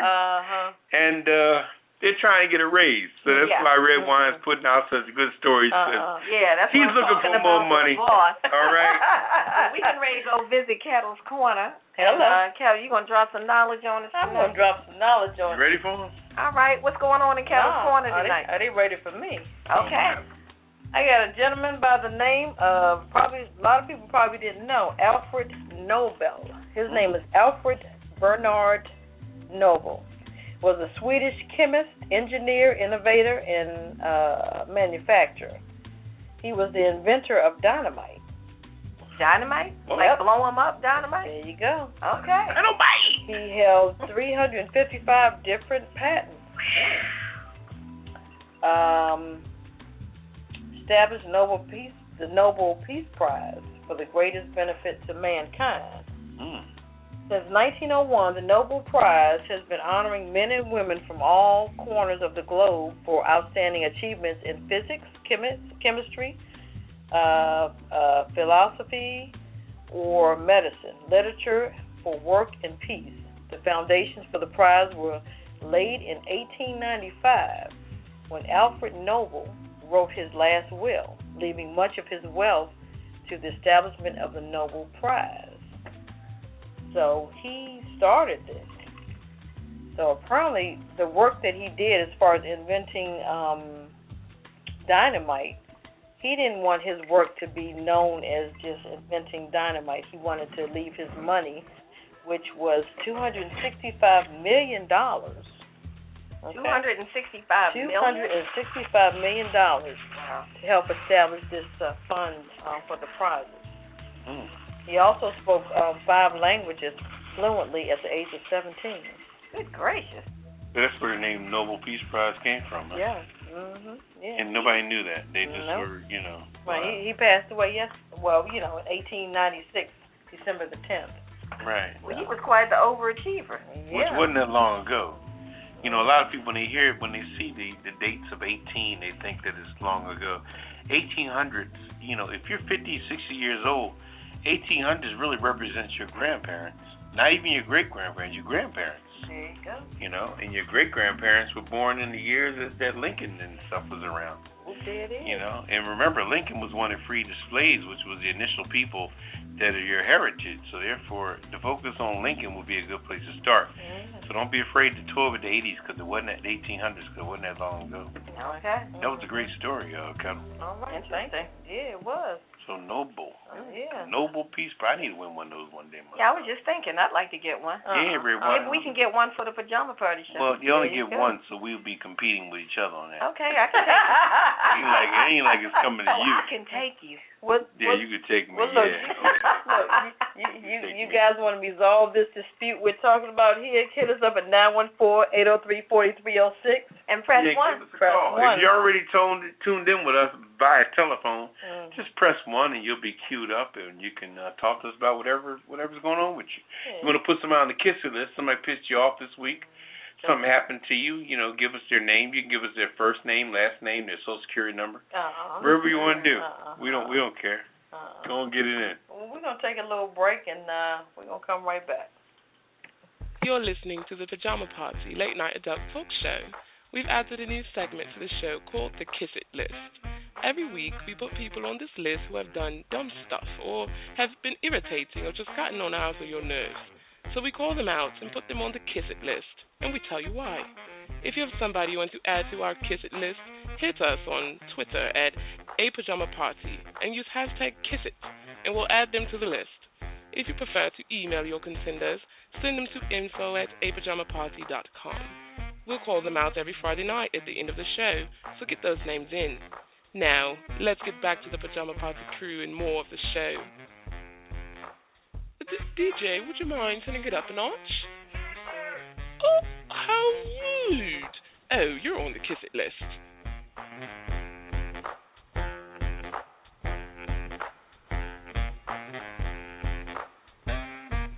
Welcome back to the Pajama Party. I'm one of your hosts, Poppa DD. I'm here with Ketel. Hello. And Redwine. Bonsoir. And this is you're joining us for the first time, this is a Friday night adult show where we put it out there. We keep you informed of what's happening, and we try to do it with love and laughter, but deep down inside, we serious as hell. And we just try to put it out there for sure. I'm going to go on to my segment called Living for the City. Go for it. Yeah. Living for the City is a segment that I put down that talks about the inner city, the going-ons of it, and why it's what it is, what made it what it is, and why it is what it is. Okay. Tonight I want to talk about Chicago and everything thereof. You know, Chicago is a deep situation. I've been there several times. It's a city of two different natures. It's a city of tourism, and it's a city of neglect. There were three people that helped form Chicago to what it is today. You have Michael Jordan, who initiated with the Chicago Bulls. You have Oprah Winfrey, who came along and she put together the Oprah show, and she made it strong. And then you had Sammy Sosa, who was a baseball player for Chicago, and he put it together as well. He had a lot to do with it. But it's so interesting that with all the things going on in Chicago today, you're not hearing from Oprah, Michael Jordan, or Sammy Sosa. And these are the people that put Chicago on the map and made it seem like it was a safe place to travel, a safe place to go, a mecca when it comes to a city. But Michael Jordan and both Oprah, right now, they don't give a crap what's going on in Chicago. I think Oprah done shut down Harpo Studios, and she's living somewhere else in one of her 9 houses somewhere. And Michael Jordan, he can't stop chasing white women, so, he don't know his ass from a hole in the ground. So we're not going to speak on that, brother. God bless him, whatever he's doing, but he's doing his own thing. But Michael Jordan and Oprah Winfrey made Chicago. Them two people single-handedly put Chicago on the map. Now, Chicago through the years have been breaking into two denominations, and I've been there on several occasions. You have the tourism area. It's the same with Baltimore and every other city. You got the tourism area that the police protect. You got the Sears Tower. You have all the things. You have House of Blues. You have all these different the rivers and the bridges and all the. Chicago's a beautiful city. But then you got the south side of Chicago, which really literally is just right down the street. The same bus that takes you to South Chicago will come back to North Chicago, which is where all the bright lights in big cities is. And you can stand in Chicago at night and look over the water edge, because Chicago has a lot of bridges and waters. And what they do, they put bright lights up against the water, which reflects on the water. So the sights are just beautiful. Chicago is a beautiful town. But on the south side, there's a lot of mess going on. But let's talk about how all this stuff got started. Let's go back to 2 years ago, Little League Baseball, where the Chicago put together a little team, and that team raised hell in the Little League Baseball area, which was always predominantly Caucasian. You never seen a black team in the Little League Baseball championships. But all of a sudden, two teams arise. Team from Philadelphia and a team from Chicago. The team from Philadelphia had that female on there, which was named Monet Davis. Monet Davis. She was a Philadelphia phenomenon. And then you had the Chicago team that went further than Philly. They won the national championship, but they lost to the Asians in the international deal. Nobody could beat the damn Asians in baseball. Shit, they wake up playing that shit. Anyway. But Chicago lost to the Asians in the international championship. But they won the championship. But they also lost the championship because the people that they beat in the national championship investigated them so hard and said that all the kids were not living directly in Chicago. Some of them were living in the suburbs. Now, what racist fuck, excuse the expression, but let me say it again. What racist fuck took the time to investigate over 40 kids' addresses? That took a lot of time, a lot of effort, and a lot of investigating to figure out where all these kids lived at. Hell, where do you live at? Most people of another persuasion live in the suburbs. Everybody wants a better way of living, but these people just represented Chicago. They still lived in Illinois, for God's sake, but no, they went and shook these black kids down, ended up taking their trophies from them when they got together and just whooped everybody's ass. But now they lost their championship, lost their trophy, and everything else.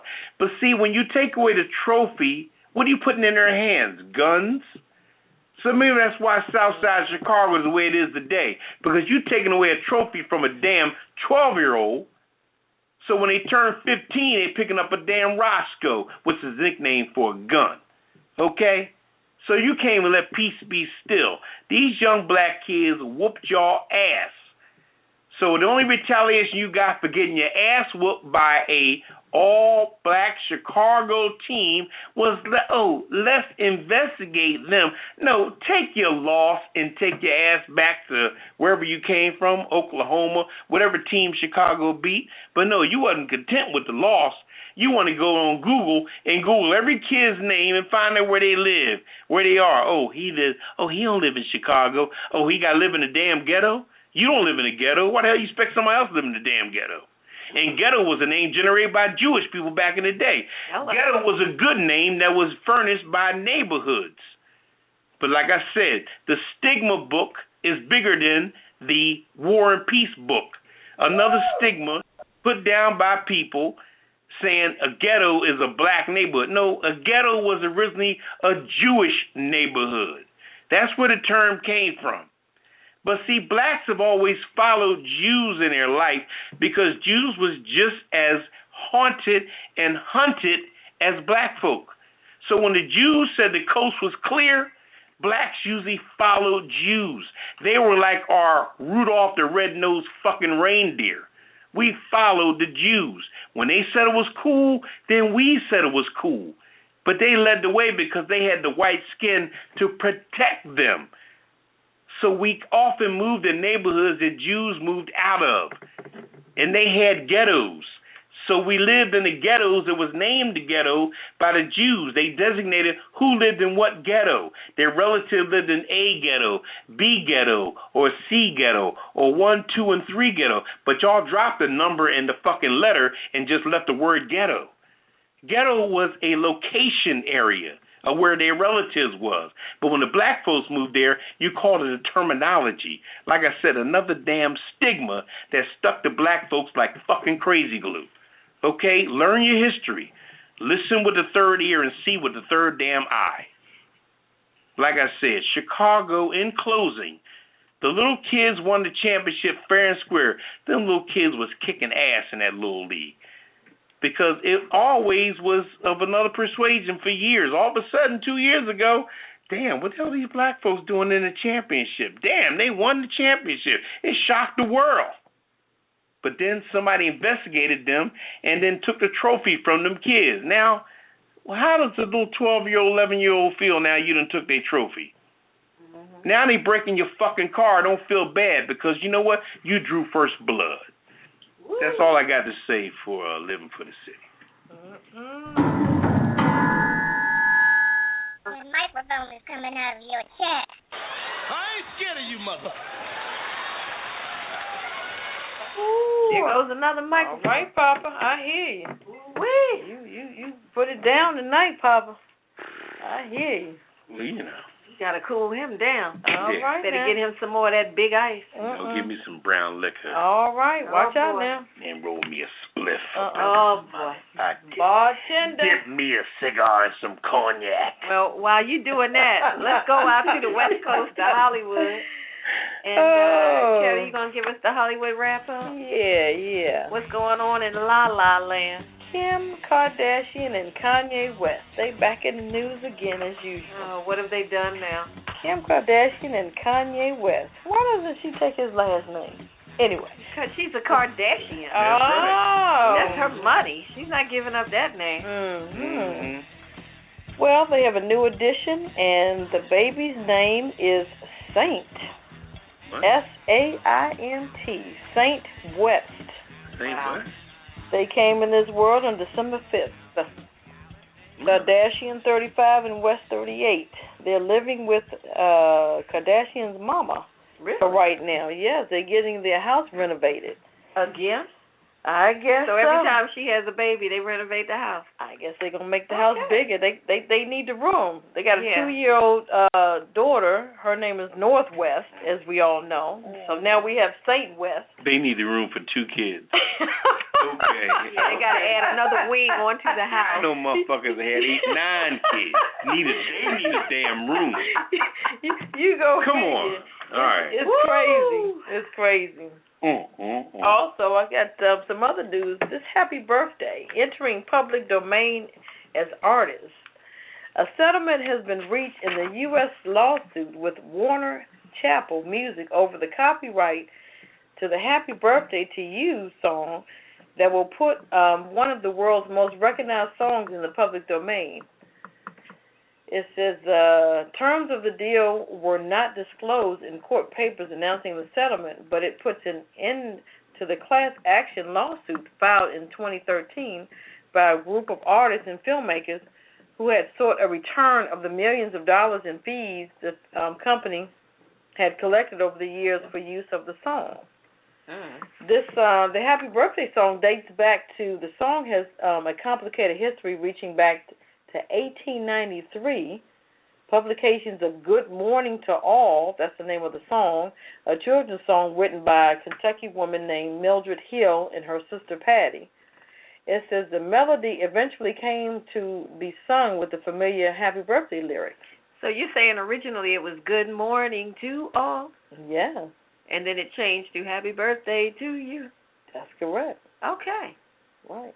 So that's interesting.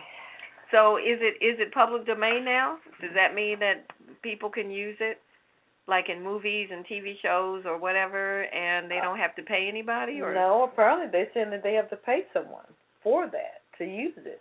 Oh. So, you better be careful how do you use it. You better not use it outside of your home or anything like that, because if you do, somebody's coming after you. They're going to sue you. So if you all sing Happy Birthday to me while we're on the air, we could get sued? Yeah. But if we do it while we're on a CC break, we're okay? Yeah. Okay, I understand. We'll do like R. Kelly. Uh-oh. What? I know somebody celebrates all right. birthday somewhere tonight. It is. Hey. One thing for sure. Party time. And I'm gonna hit the floor. Hey, and I'm a step. See, y'all starting something. What else is happening in Hollywood? I can't even get into my Golden Globe nominations. Go on, do your thing. Go on, do your thing. January 10th, that's when the Golden Globes come out. All right. And, they were talking about the nominations. Mm-hmm. You got Best Picture and Best Director, Best Actor and all that in the drama series, comedy. Just a few notations. Best Picture, picture called Carol. I haven't seen it, but sounds like it's good. Carol, Mad Max, The Fury Road. Mad Max was nominated for Best Picture. I don't get it. Whatever. Something called Room and something called Spotlight. Never heard of those. Best Picture Comedy or Musical. We got The Big Short, Joy, The Martian. That movie ain't even come out yet, The Big Short. I think it comes out Friday or for a week before. How you gonna nominate a movie that's not even hit the big screen yet? I guess they get preview copies. Well, whatever. Okay. So the Big Short, Joy, The Martian. That's Brad Pitt, by the way. Which I'm surprised that's in the comedy or musical category. The Martian? Yeah. Matt Damon? I guess so. They get him where they could fit in. But I thought it was a drama. I thought so too. They want the money and the awards. Okay. Spy, which was good. A good movie I saw was comedy, and Trainwreck. Let me see. Best actor in a drama: Bryan Cranston, Leo DiCaprio, Michael Fassbender, also Will Smith for Concussion. Okay. So they just do that to be nice. Is that what it is? Yeah. Okay. A few others. I'm just going to name a few others. Best actress in a comedy. We got Melissa McCarthy. She was in Spy. Amy Schumer in Trainwreck. She wrote that. Lily Tomlin for Grandma. Supporting actor. We got Idris Elba. Yay. For Beast of No Nation. That's your boy. Mhm. Sylvester Stallone for Creed. Yay. Just to name a few. What? Best screenplay? Quentin Tarantino, The Hateful Eight. Did that even come out yet?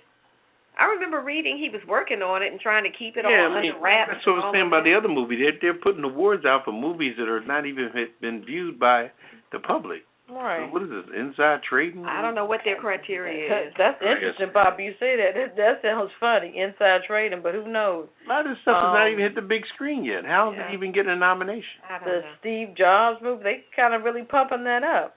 The Big Short, The Spotlight. The Big and Short Rome. doesn't come out until Friday. Wow. Next week Friday. So how's that even nominated when the public hasn't even seen it? It says for best screenplay. I guess they meet a certain criteria and they have to hit a certain deadline. Mm-hmm. And the public is not Yeah. part of the nominating. They meet a certain criteria, like that woman whose father was a DEA agent and her ass ain't go to jail, right? Wow. Anyway. Oh, well. Also for best original song, Love Me Like You Do, the 50 Shades of Grey song. One Kind of Love, Love and Mercy, See You Again, Furious 7. Simple Song number 3 by Youth or Writings on the Wall. What about that song by that brother Weekend? That's what this one is. Is that what it is? Yeah, Love Me Like You Do. Yeah, I hope that wins. I love that song. I don't know. I don't think that. I don't know if That's that's not the it. one? His song, the one that I know of, is called Earned It. Oh, With okay. the falsetto? Yeah, that's a called beautiful Earned song. And that's I'm not 50 sure Shades what of Grey? that, yeah. Yeah. I don't know what That Love song Me is Like You unbelievable. Do is. Right. Uh-oh. Watch out now, Papa. Also, a few notables. Best animated feature film is the Peanuts movie, of course. Oh, okay. The Good Dinosaur, Inside Out. I'm familiar with the Inside Out was good. Oh, okay. That's good. Okay. And also best TV series, Empire. Oh, they got a nomination. They got a nomination. Who are they going up against? Let's see. Game of Thrones. Oh boy. Mr. Robot, Narcos, and Outlander. I'm not familiar with those. Well, Game of Thrones is probably going to take that. Well, Without a doubt. who knows? It might surprise us. We shall see. Yeah. Mhm. Okay. Best actress in a drama: Robin Wright, A House of Cards; Taraji P. Henson for Empire; Eva Green for Penny Dreadful; Viola Davis for How to Get Away with Murder. Okay. So we got a few notables. So we shall see what's going to happen. And when is this again? January what? January the 10th. Okay. And they're giving Denzel Washington, I understand, some type of award. Special award? Some type of SAG award or whatever. That's just in case black folk don't win. Well, we gave Denzel Washington something, so stop bitching. You know. Yeah, that's how they do. Well, that's my Hollywood wrap up, and that's what's going on in Hollywood. All right then. All right. Well, that's good to know. Oh, and the crowd goes wild. All righty. They like it. They like it.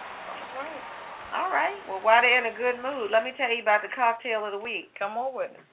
Now, this is a different kind, because this is what we've been sipping on tonight. It's called the Kitten. It's in a little bit of teeny cat. Meow. Meow. The Kitten cocktail. Now, to make a kitten, you need a Collins glass. Now, what's a Collins glass? That's the taller glass, right? Tall, long glass. Oh, long and tall. Tom Collins.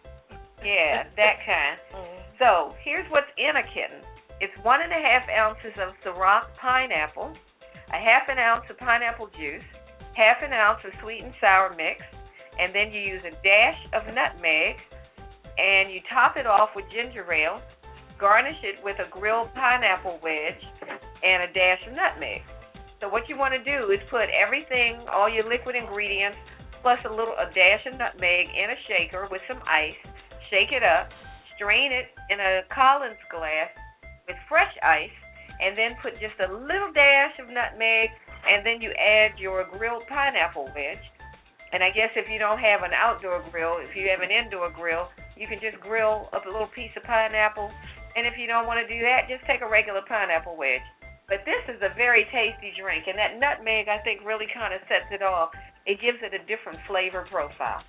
So I enjoyed it. And, give it a try. We're going to put the recipe up on the website by tomorrow. Yeah, and what is it called again? It's called the Kitten. Oh.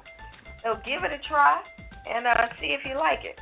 And if you try any of the cocktails of the week that are on our website, check them out and let us know. Let us know which one you tried and whether you liked it or not. All right. We'd love to hear from you. Okay. All right. You guys want to hit us up at the last minute? Because we get ready to get up out of here. Hit us up at 914-803-4306. And press 1. Gotta press 1 and get in the queue. So, gonna take a little CC break. We're gonna keep rolling. You gonna keep rolling? Oh, okay. And then we coming back with what? The Kiss It list? Yeah, we gotta get this Kiss It list right. You guys got any more folks you want to tell them to kiss it? You can call us up and tell us to add them on. Okay. All right. We'll be right back. Do you have unruly children? Do they misbehave in school and get bad grades? Are timeouts completely ineffective? Are you scared to spank them because they might have you arrested? What they need is a new school where discipline is number one and education is secondary. What they need is Whoop That Ass Academy. Here at the Whoop That Ass Academy. we don't have discipline problems. Know why? We're privately owned and we do what we want. And when kids get out of hand, We whoop that ass. timeout is for football games. When kids want to show off, we don't give them a timeout. We just Whoop that ass.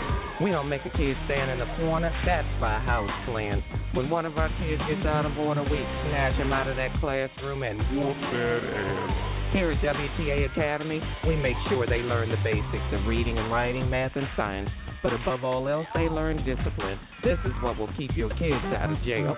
Make the world a better place. Sometimes you gotta whoop that ass. And we do. Here at WTA Academy, our motto is, we care enough to whoop that ass. They may not read and write too well, but they'll act like they've got sense because we whoop that ass. So bring your kids on down to Whoop That Ass Academy. We'll get them straight.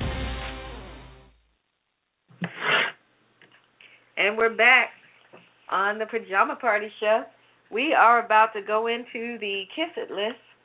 So, let's see. Ketel, you want to go ahead and start with the names that we've got on this Friday night's Kiss It list? Sure. All right. I'm going to find some background music for you. All right. So who do we have on tonight's Kiss It list? Donald Trump. Yeah, you know, he stays on the list. He's been in the news 24/7. Poor and thing. I'm getting tired of listening to Donald Trump. That's the first thing you hear when you come on the news. Donald. He can't help it.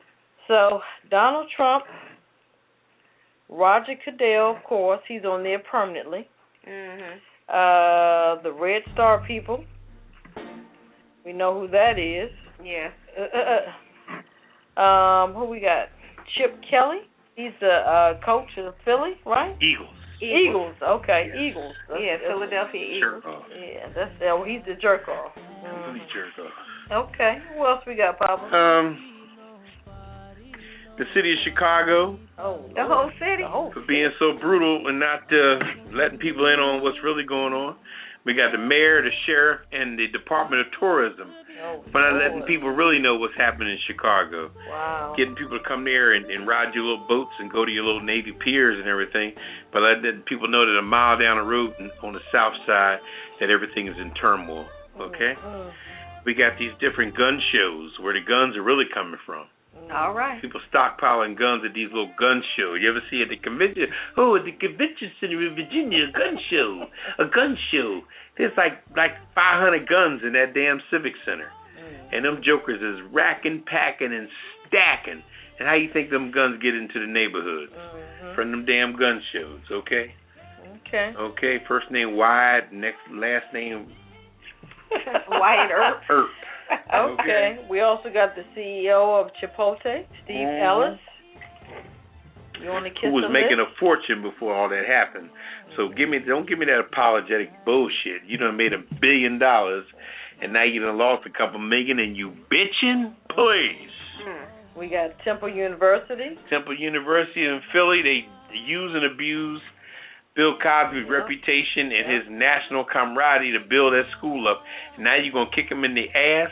Please, Temple, give me a break. Y'all are not all that. We got, sitting in the middle of North Philly with your ghetto ass. Jerry Falwell Jr. Yeah, Jerry Falwell Jr. Some guns at Liberty. Yeah, I got a gun there. I want you to come here now. I got a gun on me right Arm all now. the kids in the dorms. Is he crazy? Yeah, whatever. Daniel Holtzlaw. Yeah, that's the guy that was raping all those women in Oklahoma. Yeah. Crying like a baby in court. Now You're going to jail, found buddy. guilty, yeah. We have a number of car companies, VW And Fiat, Honda, Ford, Cadillac. Mm-hmm. You guys are on the Kiss It list. Y'all need to give up those reports on those people. Sad. Put Redwine on there too. No. REDWINE. I did not do it. We got Ted Cruz. Why is Ted Cruz on there? Because he's not. Ted Cruz. He's not speaking on Donald Trump. He's being soft on him. Okay. Something tells me they're going to be running mates or something. And Ben Carson is talking about he might leave the Republican Party if they do some funny stuff. They're trying to have some kind of convention to do something crazy.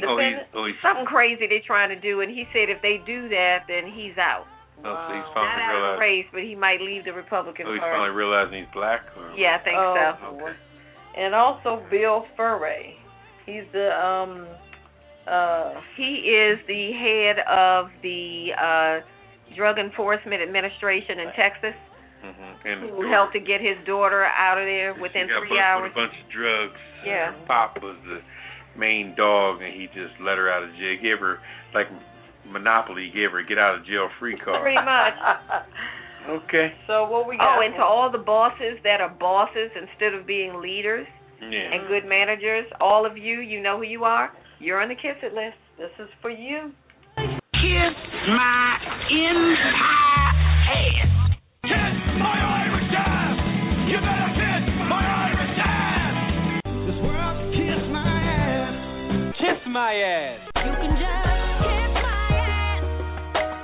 Baby, you can just kiss my ass. Oh, you can kiss my country ass. I said if you got a problem with any of that, you can kiss my natural born redneck to the bone, ever loving country ass. That's right.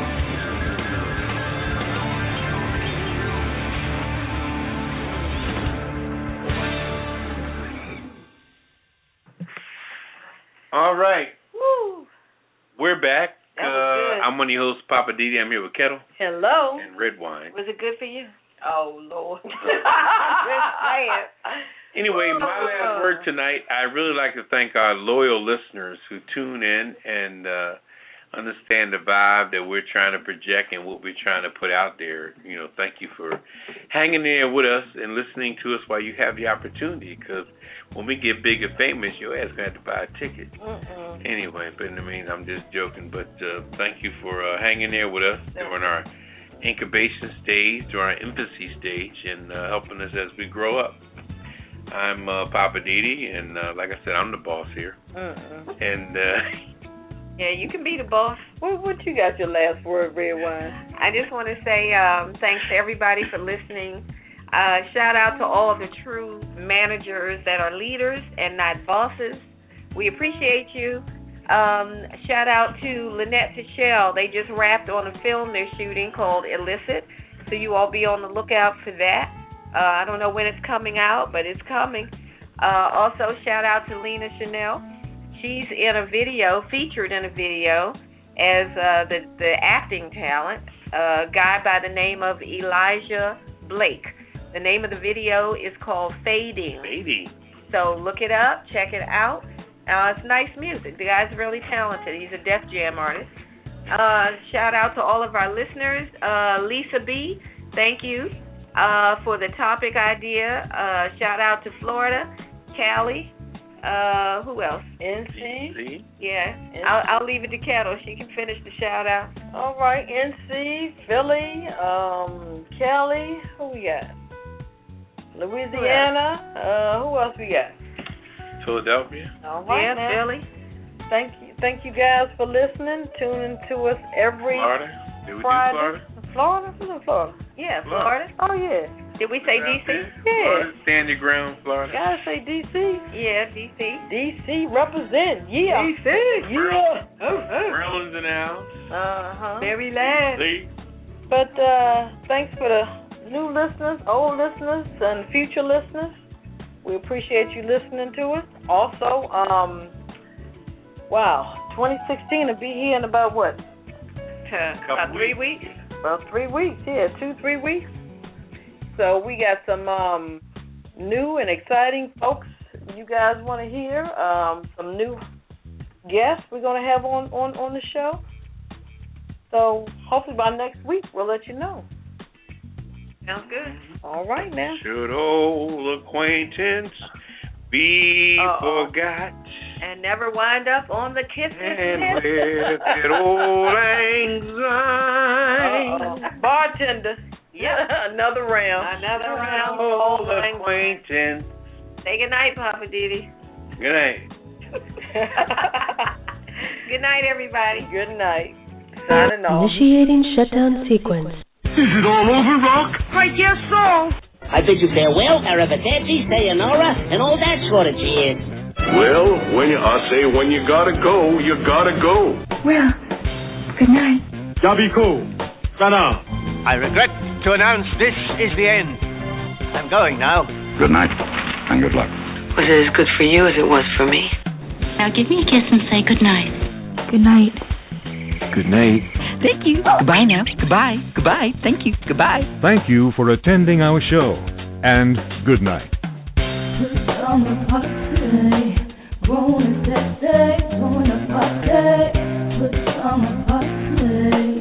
Party crew, keep it real for you. No clothes allowed. Pajama party.